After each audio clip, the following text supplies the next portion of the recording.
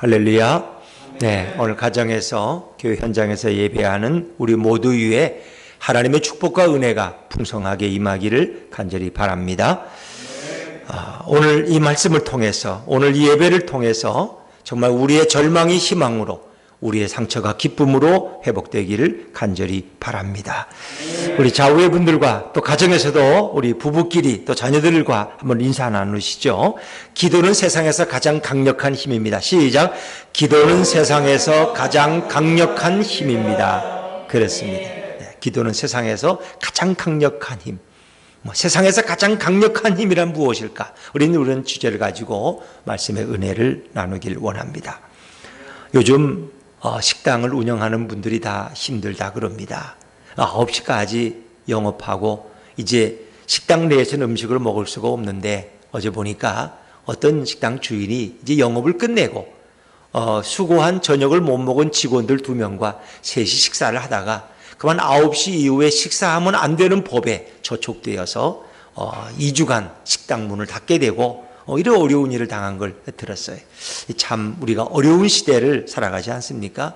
어떤 어머니가 작은 식당을 운영하고 있었어요. 근데 남편은 없고 아들 하나 데리고 있었어요. 근데 아들이 늘 외톨이니까 이게 보기 안쓰러워서 아이가 좋아하는 강아지를 한 마리 사줬답니다. 아이들 학교 갔다 오면 강아지하고 노는 게 이게 즐거움이 전부예요. 뭐 가족도 없고 또 식당이란 삭막한 곳 아닙니까? 그리고 이 아이가 학교 갔다 오면 이 강아지에게 맛있게 점심을 먹이는 것이 큰 즐거움이었어요. 근데 이제 강아지 밥을 따로 준비하지는 못하고 이제 손님들이 드시다가 남은 음식이 있으면 그걸 모아서 강아지 밥으로 주는 거예요. 그 어느 날도 이제 강아지가 배고프다고 막 설치고 낑낑대는데 아들이 학교 갔다 오고 나서 이제 손님들 밥 먹길 기다리는 거예요. 첫 번째 손님이 와서 좀 남길까 했더니 그냥 박박 긁어 드시고 가는 거예요. 아들은 실망했어요. 2번째 손님, 혹시 3번째 손님, 역시 또 그날따라 배고프신지 그냥 밥 하나 남기지 않고 다 드시는 거예요. 그런데 마지막 한 손님이 들어왔어요. 이 소녀는 희망해. 저 손님은 분명히 밥을 한 2숟갈은 남길 것 같아. 기대를 가지고 그것만 바라보고 있었어요. 근데 그 손님도 배가 고팠던지 그냥 밥을 하나 안 남기고 다 넘기셨어요. 그때 아이가 그만 폭발해. 화가 나서, 엄마, 저 아저씨가 우리 개밥 다 먹었어. 다 먹었어. 여러분, 그 손님이 개밥을 먹은 겁니까? 그 손님이 드시다 남으면 개가 먹을 그저 그런 계획이었지. 근데 오늘 이 소녀는 어떻게 해요? 엉뚱한 사람에게 원망을 돌리고 있는 것입니다. 우리 인생도 그래요. 기도하지 않는 사람은 다른 사람에게 늘 원망거리, 핑계거리를 찾습니다. 그러나 기도하는 사람은 하나님, 제가 하나님 앞에 부족합니다. 제가 범죄했습니다. 이렇게 고백하는데, 기도하지 않는 사람들은 늘 남에게서 책임을 찾고 남에게 책임을 핑계합니다. 이게 인생의 문제예요. 사랑하는 여러분, 오늘 우리는 종종 어려운 일을 당할 때마다 남에게 핑계하고 원망하는 인생이 아니라 능력의 하나님을 의지하는 그런 성도가 되기를 주의 이름으로 축원합니다. 제가 늘 기도에 대해 설교할 때마다 즐겨 인용하는 이야기가 있습니다. 이 영국의 유명한 스펄전 목사님이 쓴 책에 기도의 황금 열쇠라는 기도에 관한 책이 있어요. 근데 거기 내용에 보면 지각한 한 어린이의 이야기가 나옵니다. 아주 지각을 잘하는 아이가 있었습니다. 오늘도 지각했어요. 그래서 선생님에게 교무실에 불려가서 혼났어요. 너희는 내일은 지각하면 국물도 없다. 내일은 반드시 시간 안에 와야 된다. 약속을 했어요. 그리고 집에 돌아와서 이 아이도 긴장했어요. 부모님께 부탁했어요. 나 제발 지각하지 않게 좀 일찍 깨워달라니까. 왜 밥은 늦게 줘가지고 이렇게 늦게 만들어. 나 내일은 꼭 일찍 가야 돼. 아이도 긴장하고 부모님들도 긴장했어요. 창피하잖아요. 근데 부모님들이 긴장하니까 잠이 안 오는 거 있죠. 그냥 잠이 안 와가지고 그러다가 2시에 잠이 들었어. 깨보니까 부모님들도 시간이 늦은 거예요. 부랴부랴 일어나서 잠자는 아이를 깨워가지고 세줄 지켜서 책가방을 들려서 학교를 보내는데 지금 아무리 달려가도 이거 늦은 시간이. 아이는 다급하니까 뭐가 생각이 났겠어요? 여러분 다급하면 뭐가 생각이 나요? 기도가 생각나잖아요. 아이가 하나님 앞에 기도해. 하나님, 저 어떻게 하면 좋아요? 선생님하고 약속했는데 오늘은 절대 늦으면 안 됩니다. 하나님 도와주세요. 근데 그 얘기를 지나가는 옆에 친구가 들었어요. 야, 오늘은 하나님이라도 안 돼. 너 기도는 응답할 수가 없어. 지금 달려가도 어차피 지각이야. 하나님인들 어떻게 시간을 바꾸겠니? 어떻게 하겠니? 그 나이 아이는 하나님 앞에 너무 다급하니까 부딪혔어. 그리고는 걱정스러운 마음으로 학교로 달려갔습니다. 그런데 정말 놀라운 일이 일어났어요. 아이들이 교실에 들어가 있어야 되는데 교실 밖에 다 웅성웅성대고 있는 거예요. 그거 웬일인가 하고 가봤더니 그날따라 담임선생님이 아침에 출근하셔서 일찍 오셔서 교실 문을 열려고 열쇠를 넣었는데 그 열쇠가 뚝 부러지고 마는 거예요. 빠지지도 않고 들어가지도 않고 안 되는 거예요. 그 천상 열쇠 아저씨에게 연락을 해서 그 아저씨가 자전거를 타고 와서 열쇠를 열고 있는데 시간이 많이 걸렸어요. 그러니까 아이들이 교실에 못 들어가고 밖에서 웅성웅성대고 있었던 거예요. 자, 그날은 지각이에요. 정시 출근이에요. 정시에 등교하게 되는 거예요. 그래가지고 이 아이는 하나님은 어떻게 이렇게까지 역사하실 수가 있나. 하나님은 우리의 생각을 초월하시는 줄로 믿으시기 바랍니다. 그렇다고 맨날 내가 지각해가지고 그냥 하나님 나 늦지 않게 해주시면 그러면 교무실 문 키는 맨날 망가지면 어떡할 거야 그거는. 18절은 이런 재미있는 간증을 우리에게 소개해주고 있습니다. 자, 오늘 본문도 정말 기적 같은 기도의 응답의 사건이 소개되고 있습니다. 엘리사는 제 아들과 함께 요단강에 갔습니다. 왜냐하면 엘리사가 운영하는 이 신학교와 기숙사가 너무 부흥이 돼서, 사실 그 당시는 북이스라엘이니까 별로 하나님을 섬기는 시대가 아니에요. 그런데 그 고난의 시대에 하나님의 말씀을 사모하는 선지자들이 몰려들기 시작했어요. 교실이 부족해요. 기숙사가 부족해요. 그래서 나무를 베다가 학교를 증축을 해야 돼요. 그래서 어렵게 한 생도가 쇠도끼를 하나 빌려왔어요. 그걸 가지고 요단강에 같이 갔는데 그만 그 쇠도끼를 가지고 나무를 자르다가 그 나무를 자르다가 그만 쇠도끼 머리가 도끼에서 빠져버리고 말았어요. 이게 그래가지고 그것이 그 요단강 깊은 물 속에 던져진 거예요. 물이 그 상태만 해도 너무 넘쳐 흘러서 들어갈 수도 없고 어떡하면 좋아요. 큰일 났어요. 그런 절망에 빠졌습니다. 그가 뭐라고 절규했는지 우리 5절 말씀 한번 읽어볼까요? 5절입니다. 5절 시작. 한 사람이 나무를 벨 때에 쇠도끼가 물에 떨어진지라 이에 외쳐 이르되 내 주여 이는 빌려온 것이니이다 하니 자기도 모르게 탄성이 나오는 거야. 신음 소리가 나. 이거 어떡하면 좋아. 큰일 났어요. 내 주여 이건 내 것도 아니고 빌려온 것입니다. 빌려온 거예요. 어떡하면 좋아. 그때 엘리사가 옆에 있었기 때문에 하나님 앞에 기도했고 하나님이 주시는 말씀대로 나뭇가지를 던져서 그 요단강에 던졌더니 깊은 물에 빠졌던 쇠도끼가 떠오른 줄로 믿습니다. 참 놀라운 이야기죠, 여러분.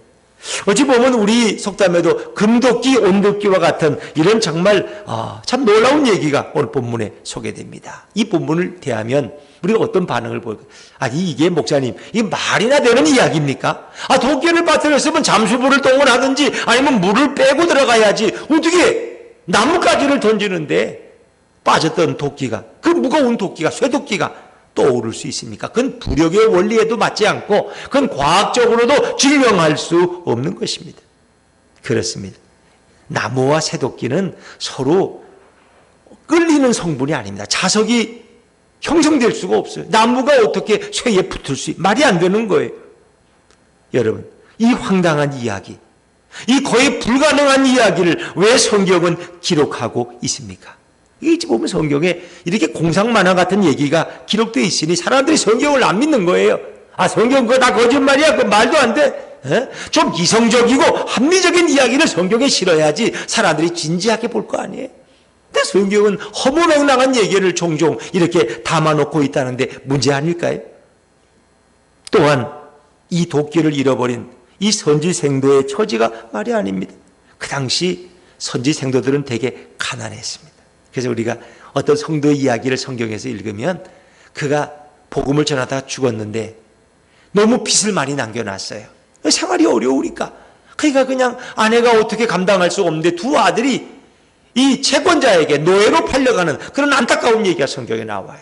그러니까 이 여인이 엘리사에게 와서 이 사정을 호소하고 엘리사가 그 문제를 해결해 주는 그런 우리는 이야기를 잘 할 것입니다. 그 정도로 그들은 가난했어요.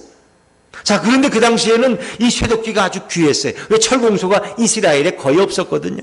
주로 블레셋 쪽에서 가지고 쇠를 구입했어요. 쇠도끼는 일종의 아주 고가품에 속한 값이 비싼 물건이었습니다. 쇠도끼는 집을 짓는데 반드시 필요한 필수품이고 이것이 없으면 공사는 중단할 수밖에 없습니다. 자, 여러분, 시작하자마자 공사가 중단하면 어떻게 됩니까? 이 쇠도끼를 빌려온 생도는 이제 이 돈을 어떻게 주인에게 물어줘야 되나, 이게 앞이 캄캄한 고민이 이만저만이 아닌 것입니다. 공사가 중단된 것도 그런데 쇠도끼는 찾을 길이 막막하죠. 갚아줄 돈도 없죠. 어쩌면 좋으란 말입니까? 이 생도는 당연히 절망에 처하게 됐어요. 그저 죽고 싶어요. 살 마음이 하나도 없어요. 의욕이 저하됐어요. 얼굴이 온통 핏빛으로 변해버렸어요. 그리고 이 생도도 하나님에 대한 원망을 쏟아놓으셔. 하나님 이러실 수 있습니까? 하필이면 신학교를 짓는데 어떻게 쇠도끼가 물에 빠질 수 있단 말입니까? 하나님 앞에 불평을 늘어놓습니다. 그럼에도 불구하고 사랑하는 여러분, 우리 하나님은 전능하신 하나님, 문제를 해결하시는 하나님인 것을 믿으시기를 바랍니다. 하나님은 그런 분이에요. 하나님의 역사는 종종 인간의 이성과 인간의 생각과 인간의 한계를 뛰어넘습니다. 자연적 현상으로 이해할 수 없는 일들이, 오직 세상을 창조하신 이 역사와 질서를 주관하시는 하나님만은 이 모든 것을 바꾸실 수 있는 분입니다. 인간은 종종 실수하고 하나님은 그 문제를 해결하십니다. 그래서 우리는 늘 실수가 많아요. 어디 갔다 오면 뭘 빠뜨리고 왔어. 화장실에 가면은 손 씻느라고 시계를 빼놓고, 화장실에 가서 핸드폰은 또 왜 봐? 그 핸드폰을 또 놓고 왔어. 근데 핸드폰에 또 카드도 있어. 어떡할 거야 이거? 근데 가보니까 없어. 이 인간은 이래요. 이렇게 엉터리 같아. 참 그렇죠. 여러분, 그러나 그 문제는 전능하신 하나님만이 해결하실 수 있다는 것입니다. 엘리사는 하나님의 전능성을 알기에 하나님께 기도했고 하나님께 응답받을 것을 의심하지 않고 그는 실행합니다. 물론 나무와 새는 서로 자석처럼 이끌리는 그런 관계가 아니지만 하나님이 엘리사에게 지시하신 대로 엘리사는 제 아들에게 전달했고 하나님이 역사하심으로 쇠도끼가 떠오르게 된 줄로 믿습니다. 자, 우리 6절과 7절 말씀 한번 읽어볼까요? 6절과 7절입니다. 시작.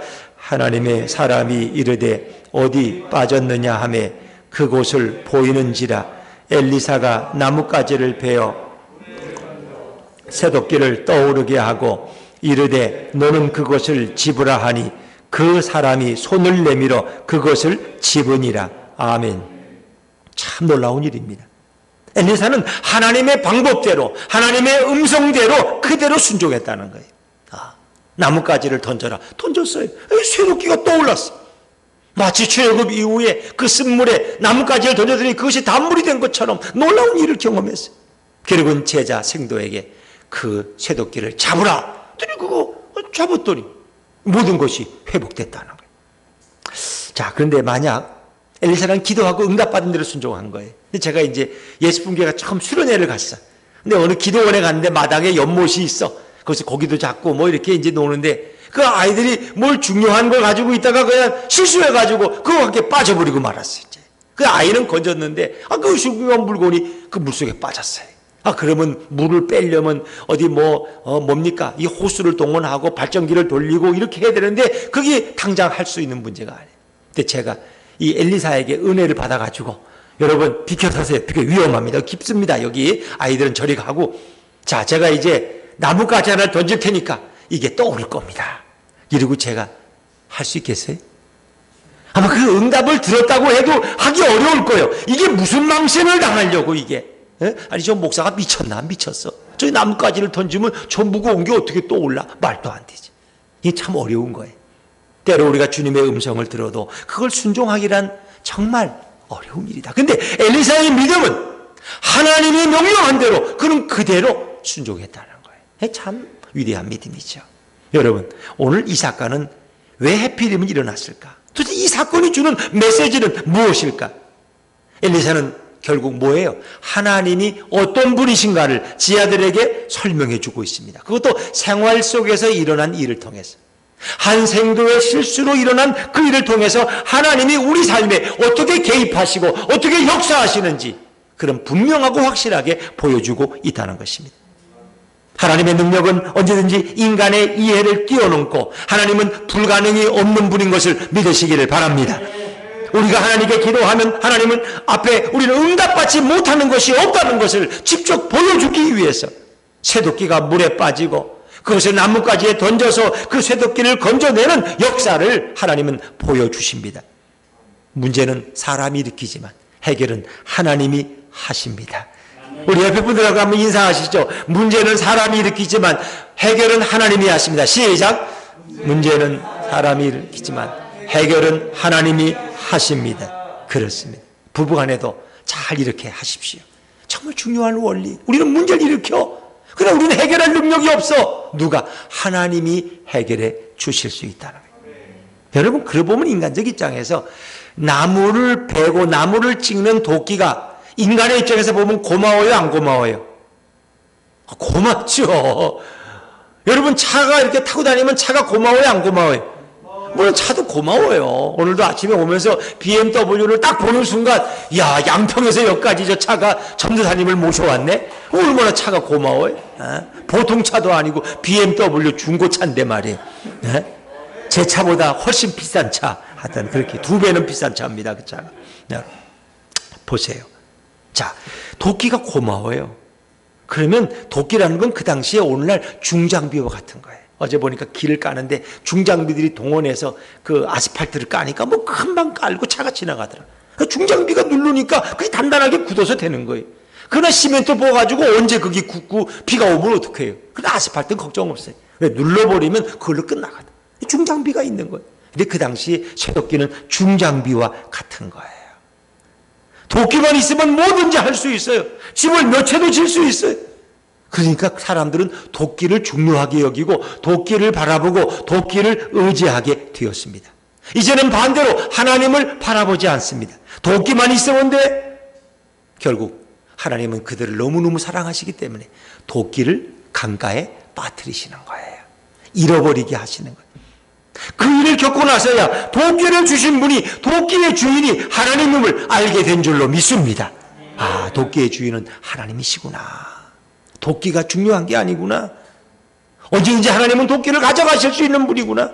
도끼는 그렇습니다. 우리의 돈과 우리의 명예와 우리의 사업과 우리의 직장과 우리의 건강이 바로 도끼와 같습니다. 하나님보다 도끼를 더 의지하면 하나님은 도끼를 거둬가십니다. 하나님보다 물질을 더 사랑하면 물질을 가져가십니다. 하나님보다 건강을 더 중요하게 여기면 건강을 가져가십니다. 여러분, 나무를 잘라서 집을 짓는 가운데도 하나님은 제 아들에게 기도가 무엇인지 알려주고 계십니다. 하나님이 어떤 분인지, 하나님이 어떻게 역사하는지 자세히 알려주기를 원하셨습니다. 얘들아, 집은 도끼가 짓는 게 아니라 집은 기도로 지어야 하는 거야. 하나님의 능력으로 집을 짓는 거야. 이거를 엘리야를 통해서 하나님은 보여주고 있는 것입니다. 하나님께서는 자신을 계시하시기 원하셔. 드러내시길 원하셔. 때때로 성경은 초자연적인 현상을 우리에게 말해줍니다. 홍해가 갈라지고 요단강을 마르다 같이 건너가는 것이 다 초자연적인 역사입니다. 인간의 이성으로는 풀 수 없는 놀라운 하나님의 특별한 일들입니다. 그런데 하나님께서는 엘리사를 통해서 바로 믿음 없고 우상을 숭배하는 북이스라엘 선지자들에게 자신을 보여주셨어요. 그 우상 숭배의 시대에 진정 하나님의 선지자들에게 하나님의 역사와 방법을 보여주기를 원하셨어요. 여러분, 기도란 무엇입니까? 기도는 떠오를 수 없는 것을 떠오르게 하는 것입니다. 한번 따라해 보세요. 기도는 떠오를 수 없는 것을 떠오르게 하는 것이다. 그렇습니다. 잃어버린 게 계십니까? 해결하지 못하는 무거운 문제가 있으십니까? 하나님 앞에 나가 기도하면 그것이 가볍게 떠오를 줄로 믿습니다. 기도는 이루어질 수 없는 일을 이루어지게 하는 것이 바로 기도입니다. 내 인생의 어떤 무거운 쇳덩어리도 그 무게 때문에 도무지 떠오를 수 없지만 기도는 모든 무거운 쇳덩어리도 떠오르게 할 수 있습니다. 여러분, 혹시 무거운 짐을 지고 허덕거리지 않습니까? 그래서 우리가 무거운 짐을 지면 내 어깨가 지금 천근만근 같아. 천근만근. 천근만근. 천근만근이면 합하면 뭐예요? 만천근이야, 만천근. 고기 만천근을 비우면 얼마나 무겁겠어. 인생의 무게가 그렇게 무거운 거예요. 자식 문제, 뭐 사업 문제, 학원 문제, 자식 문제, 부모 걱정, 천근만근. 그 무거운 어깨를 메고 우리 살아가요. 그러나 예수 그리스도 앞에 나가면 그 무거운 짐을 주님께서 다 벗겨줄 줄로 믿습니다. 이게 주님의 역사라니까요. 그런데 정말 우리가 가장 가벼운 게 있어요. 정말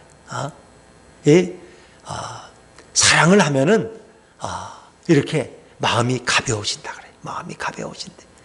사랑을 하면 마음이 아주 가벼워지고 풍선처럼 이렇게 너무너무 가벼워서 하늘을 날 것 같대. 왜 그러냐? 그랬더니 이유가 있다는 거야. 이유가. 사랑을 하면 어떻게 해요? 마음이 차가워져요? 따뜻해져요?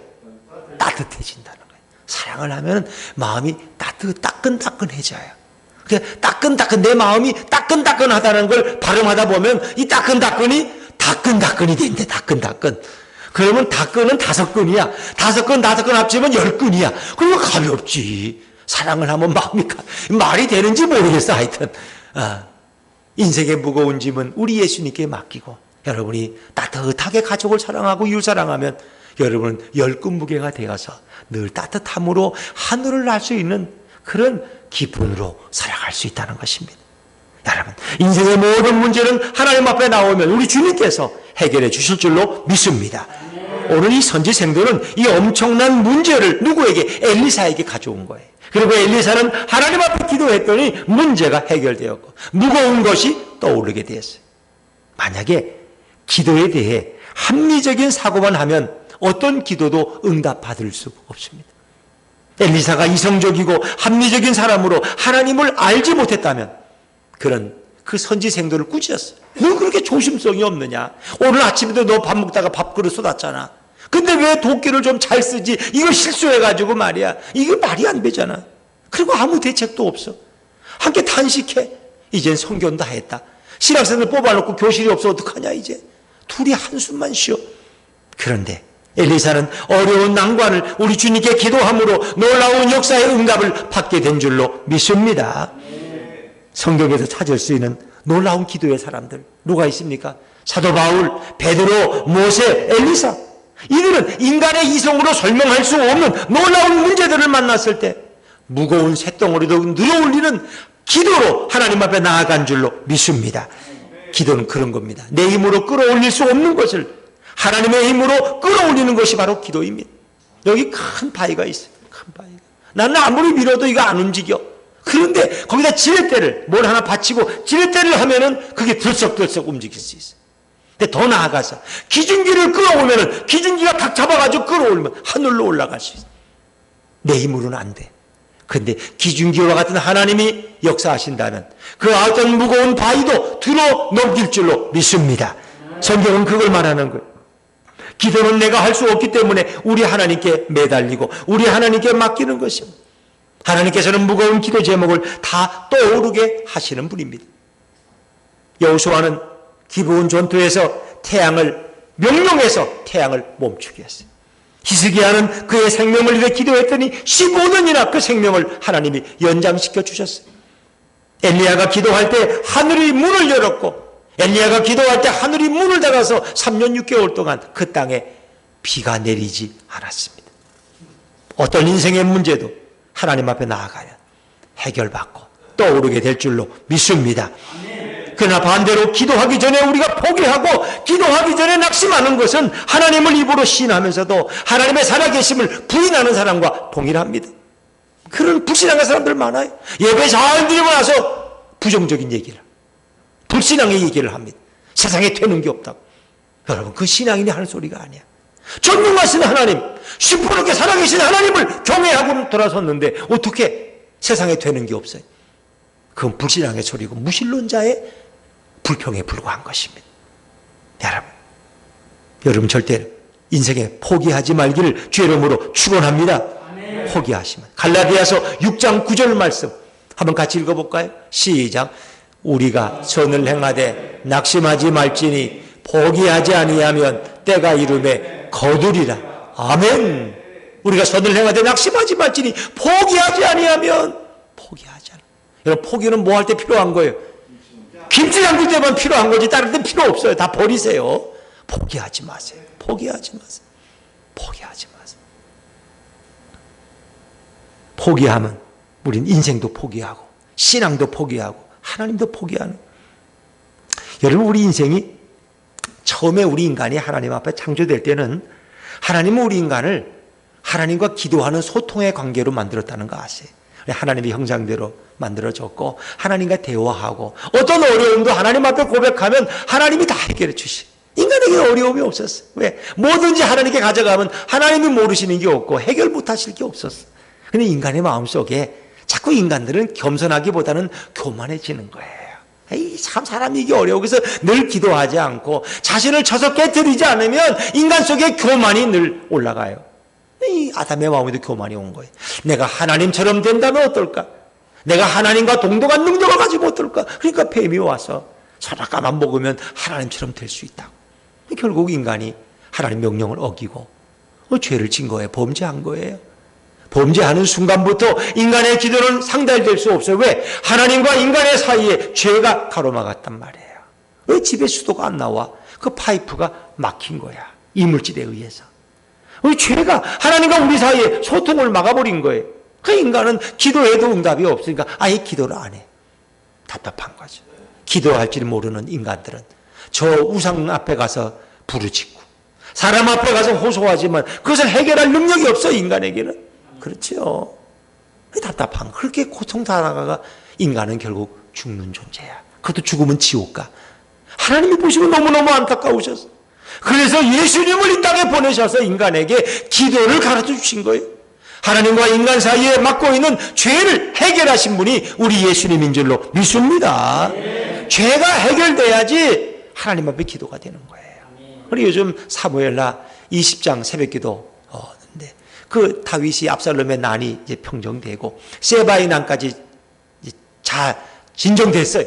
그리고 얼마 시간 지났는데 3년 동안 이스라엘 땅에 기근이 찾아온 거예요. 기근이. 이게 다윗은 영적인 사람이야. 기도의 사람이야. 하나님 앞에 나가서 물어서요. 우리가 되므로 하나님, 이 기근이 웬일입니까? 3년 동안 기근이 오면은 어떻게 우리는 삽니까? 그래 하나님께서 말씀하시라. 기브온 거민들, 여호수아 시대의 기브온 거민들을 해치지 않겠다고 약속했는데 사울 왕이 지나친 민족적인 열심으로 이방인들을 막 죽이고 쫓아냈다는. 근데 기브온 사람들을 수없이 죽였다는. 그 죄값을 하나님이 찾고자 하신다는 거예요. 그래서 그 문제를 다윗이 기도하면서 해결해 가요.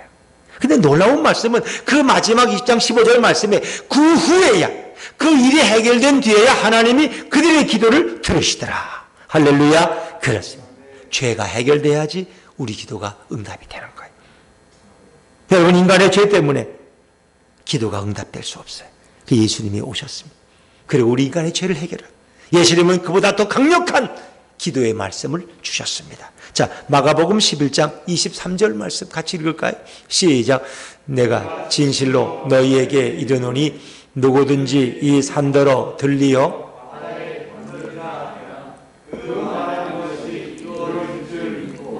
마음에 의심하지 아니하면 그대로 되리라. 아멘.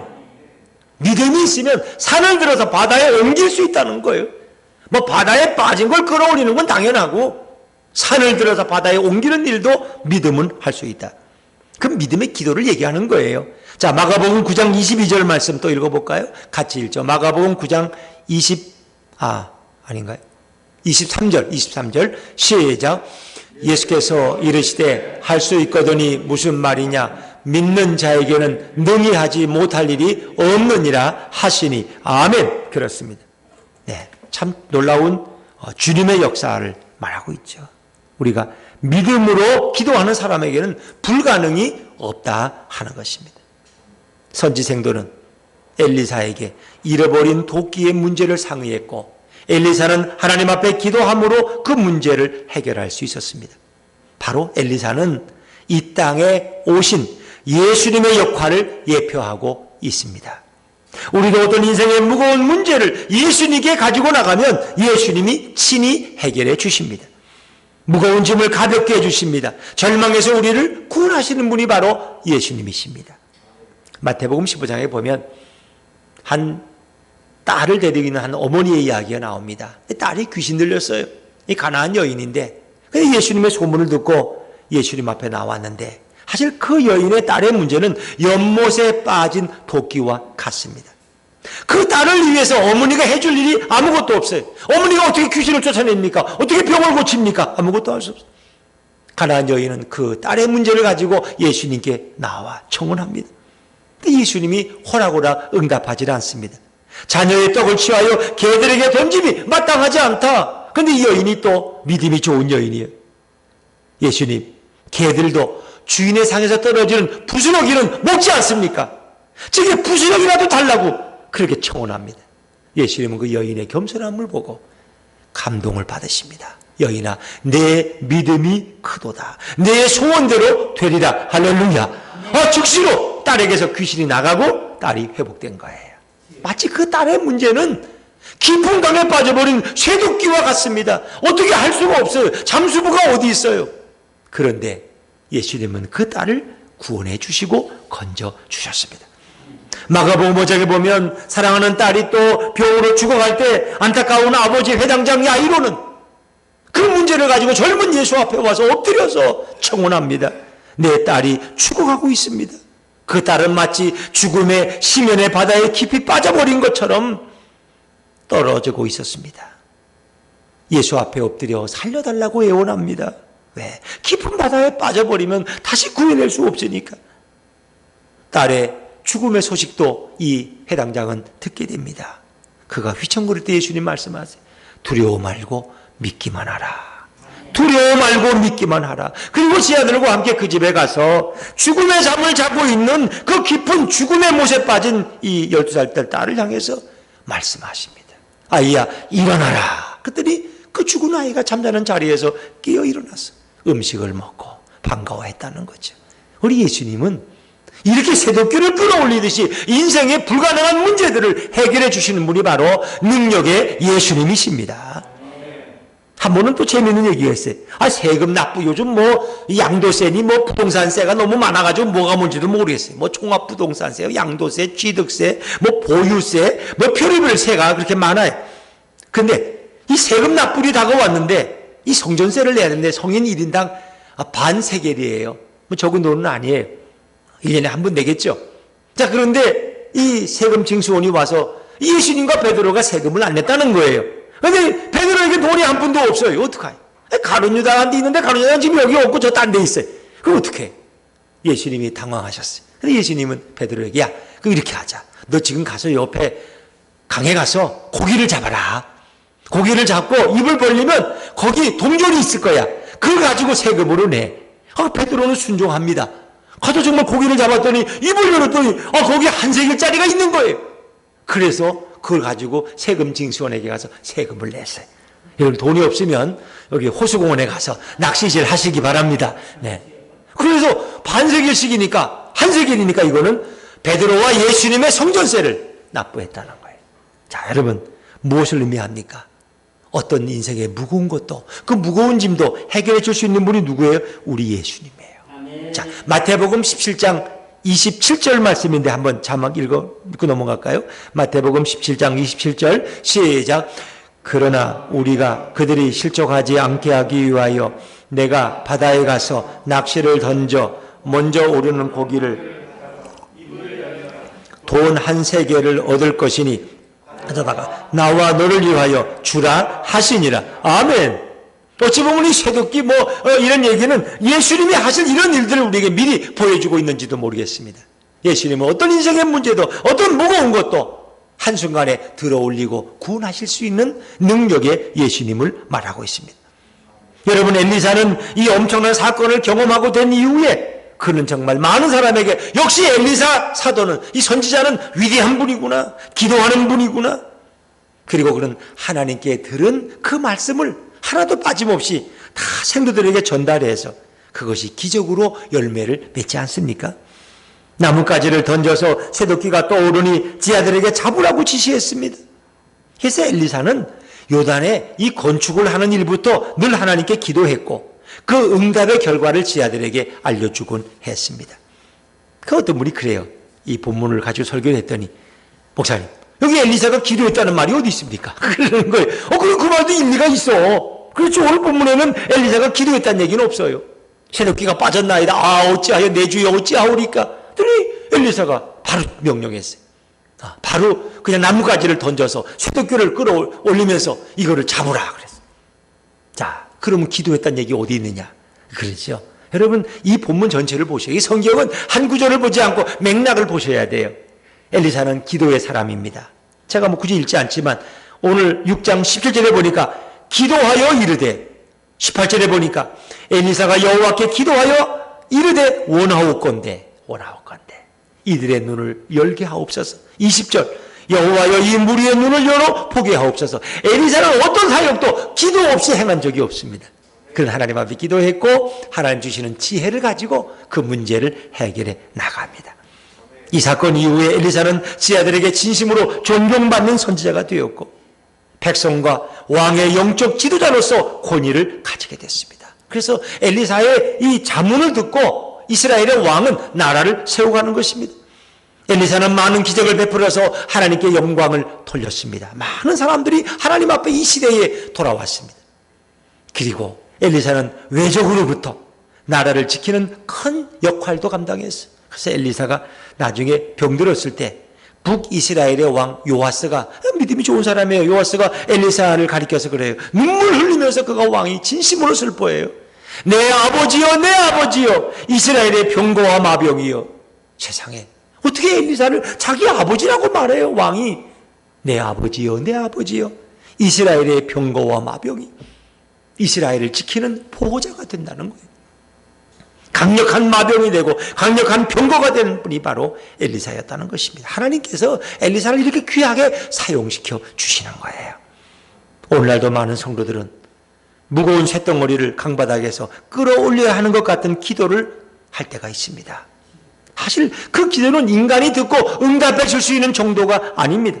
오직 하나님만이 여러분의 기도에 응답할 수 있고 물에 빠진 쇳덩어리를 떠오르게 할 수 있는 줄로 믿으시기를 바랍니다.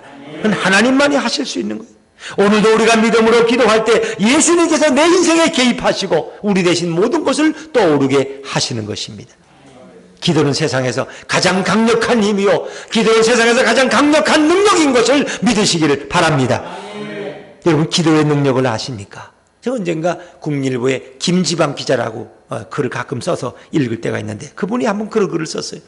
차병원의 차광열 원장과 컬럼비아 의대 산부인과 과장인 로저리오 로보라는 박사가 의학 전문 잡지에 공동 연구 결과를 발표한 일이 있었습니다. 자, 그런데 1998년에서 1999년 서울 차병원에서 불임 치료를 받은 환자 199명, 그리고 미국, 캐나다, 호주의 기독교인들을 대상으로 기도와 임신 성공률의 관계를 조사했답니다. 그러니까 이렇게 임신을 하기 위해서 이제 불임 치료를 받는데 그냥 치료만 받은 분들과 또 중보 기도자가 있는 그런 환자들 사이에서 정말 그 성공률이 어떻게 다를 수 있을까? 그게 궁금했다는 거예요. 정말 우리가 기도하면 그 기도가 누군가에게 영향을 미칠 수 있을까 하는 문제입니다. 그래서 이런 환자들은 전혀 실험 내용을 모르는 상태에서 주기적으로 성도들을 위해서 기도하도록 중보자들을 뽑아서 기도를 일정 기간 시켰습니다. 근데 환자들은 자기가 기도받고 있는 것도 몰라요. 그런데 기도를 받은 사람과 받지 않은 사람의 임신 성공의 차이가 2배에 이르렀다고 합니다. 꼭 2배. 그냥 치료만 받은 사람들은 10명이 됐다. 똑같은 인원수. 그러면 기도를 받은 사람들은 20명이 임신에 성공하게 됐다는 거예요. 공동연구자인 이 로저리오 A. 로보 박사는 이렇게 말했습니다. 이 연구 결과가 도저히 있을 수 없는 일처럼 느껴졌기 때문에, 이거 불가능한 일처럼 여겨졌기 때문에 이를 발표해야 될지 오랫동안 고민했다는 것입니다. 이걸 학술지에 이런 걸 실을 수 있는지, 이 믿음의 사건을 설명이 안 되더라. 미국의 수도 워싱턴이 한때 살해 도시로 오명을 가진 때가 있었습니다. 1993년 한 해만 해도 454명이 살해당했습니다. 그러니까 너무너무 살인이 매일매일 일어나는 그런 도시, 무서운 도시가 됐어요. 그런데 전국에서 영적 지도자들, 중보 기도자들이 이 워싱턴을 위해서 집중적으로 중보 기도하기 시작했어요. 시간을 정해놓고 기도했습니다. 우리나라의 미국의 수도 워싱턴이 너무나 부끄러운 온명의 도시가 됐다는 거예요. 이렇게 지속적으로 기도했는데 6년 후에 워싱턴의 범죄율이 60%까지 줄게 되었다는 것입니다. 이건 통계입니다. 통계. 제 얘기가 아니고. 또 미국 콜로라도 스프링스에 언제부턴가 점성술사들과 사단 숭배자들이 모여들기 시작했어요. 이상한 형상하는 사람들, 이상한 재단을 세워놓고 이상한 집을 지어놓고 거기서 많은 미신을 숭배하는 사람들이 몰려드는 도시가 이 콜로라도 스프링스였어요. 이 소식을 듣고 기독교인들이 깨어나기 시작했어요. 중보 기도자들과 영적 지도자들이 집중적으로 이 콜로라도 스프링스에 모여서 시간을 정해놓고 기도하기 시작했어요. 놀라운 사실은 이 점성술사들이 막 행행할 때는 청소년 범죄율이 놀랍게 올라갔는데 중보 기도자들이 모여서 기도하기 시작하면서 이 범죄율이 눈에 띄게 줄어들었다는 거예요. 그리고 교도소가 텅텅 비게 되었다는 거예요. 왜? 범죄자들 교도소가 늘 만원이야. 근데 기도를 시작한 이후에 교도소가 들어갈 사람이 없으니까 교도소가 한산하게 되었다는 것입니다. 여러분, 정말 기도란 누군가에게 영향을 미칠 수 있을까요? 세상에서 가장 강력한 힘이 기도인 줄로 믿습니다. 여러분은 물속에 가라앉은 무거운 쇳덩어리처럼 눌려있는 삶을 혹시 살고 있지는 않습니까? 하나님의 도움을 구하십시오. 하나님께 나아가 기도할 때 가라앉는 인생의 문제들은 반드시 떠오르게 될 것입니다. 다시 일어나서 새벽 기도에 무릎을 꿇으시기를 주의 이름으로 축원합니다. 말씀과 기도와 찬양으로 시작한 하루하루는 아무런 영적 준비 없이 하루를 시작하는 이들과 근본적으로 다른 질의 삶을 살게 됩니다. 요즘 새벽 기도를 실시간 영상 예배로 중계하고 있습니다. 아침 5시 반에 못 보시면 7시에 봐도 되고 저녁 8시에 보셔도 됩니다. 우리 장희선 성도님은 앞으로 개식 볼 거죠? 앞으로 보세요. 보고 반드시 댓글을 올리도록. 아셨죠? 네. 그래서 매일매일 새벽 기도를 못 나와도 집에서 새벽 기도와 동일한 은혜를 받고 하루를 살아간다면 얼마나 축복된 겁니까? 여러분, 그렇습니다. 우리 장 집사님도 또 여기 또 계시네. 우리 교회는 장씨가 또 많아요, 보니까. 네, 여러분. 자, 여러분, 우리가 정말 내 힘으로 할 수 없는 일이 너무나 많이 있어요. 내 힘으로. 엘리사가 기도하고 나뭇가지를 던져버릴 때 이렇게 불가능한 일이 이루어지고 현실이 되었잖아요. 이런 역사들이 우리 삶에도 얼마든지 많이 일어나고 있어요. 그 예수님이 우리와 동행하신다면, 그 예수님이 우리 인생의 주인이 되신다면 우리의 삶은 무엇이 두렵겠습니까? 무엇이 두려웠어요? 내 힘으로 할 수 없는 일들이 많지 있죠. 여러분, 가정의 자녀들 내 힘으로 됩니까? 안 됩니다. 부모가 백날만 해도 속이 경일기. 경제 불황, 코로나로 인해서 흔들리는 내 사업의 현장, 내 힘으로 할 수 없어요. 늘 바늘방석 같은 직장, 언제 나가라 할지 모르고 언제 쫓겨날지 모르는 불안한 직장, 내가 할 수 있는 일이 아무것도 없어. 그러나 오늘도 나의 힘이 되신 예수님은 그 일을 해결하실 수 있습니다. 예수님께 맡기십시오. 예수님께 가져가십시오. 예수님께 기도하십시오. 그분만이 가라앉는 내 인생의 문제를 끌어올릴 수 있습니다. 세상에서 가장 강력한 힘인 기도를 통해서 우리 예수님께 나아가는 저와 여러분 되시기를 주의 이름으로 축원합니다. 축원합니다.